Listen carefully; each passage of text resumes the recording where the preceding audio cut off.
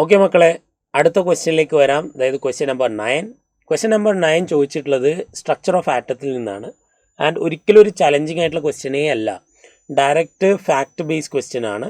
അതായത് ഏതൊക്കെ സീരീസ് നമുക്ക് എങ്ങനെയുള്ള റേസുകളാണ്, ലൈറ്റുകളാണ് തരിക എന്നുള്ളത്. അതിൻ്റെ മാച്ച് ദി ഫോളോയിങ് ആണ് ചോദിച്ചിരിക്കുന്നത്. സോ നിങ്ങൾക്കറിയാം ലൈമൻ സീരീസിൽ അൾട്രാ വയലറ്റ് രശ്മികളാണ് നമുക്ക് ലൈമൻ സീരീസിൽ നിന്ന് കിട്ടുന്നത് എന്ന് നിങ്ങൾക്കറിയാം. ട്രാൻസിഷൻ എവിടുന്ന് എങ്ങോട്ടേക്കാന്നൊക്കെ നമ്മൾ പഠിച്ചതാണ് അല്ലേ. 1 ആയിരിക്കും അതിൻ്റെ ഏറ്റവും ബേസിക്. N1 = 1 ആണെങ്കിൽ ലൈമൻ സീരീസാണ്, N1 = 2 ആണെങ്കിൽ ബാമറാണ്. പിന്നെ അങ്ങനെ നമ്മൾ പഠിച്ചു പോയതാണ്. ഇതിൽ ഏറ്റവും ആദ്യം കണ്ടെത്തിയ സീരീസ് ഏതാണെന്ന് ചോദിച്ചു കഴിഞ്ഞാൽ നമുക്കറിയാം അത് ബാമർ സീരീസാണ്. കാരണം ബാമർ സീരീസിലുള്ള എല്ലാ റേഡിയേഷൻസും അല്ലെങ്കിൽ നമുക്ക് കിട്ടുന്ന ലൈൻസ് എല്ലാം വിസിബിൾ ലൈൻസ് ആണ്.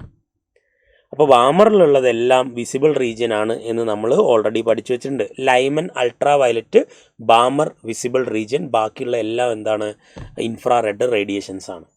അപ്പോൾ ഇതൊന്നും മാച്ച് ചെയ്യാനേ ഉള്ളൂ. ഇതിൽ എ എന്താണ്,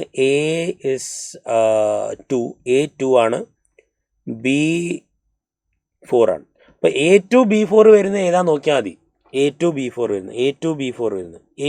വരുന്നു ഒറ്റ ഓപ്ഷനേ ഉള്ളൂ, ദാറ്റ് ഈസ് 3.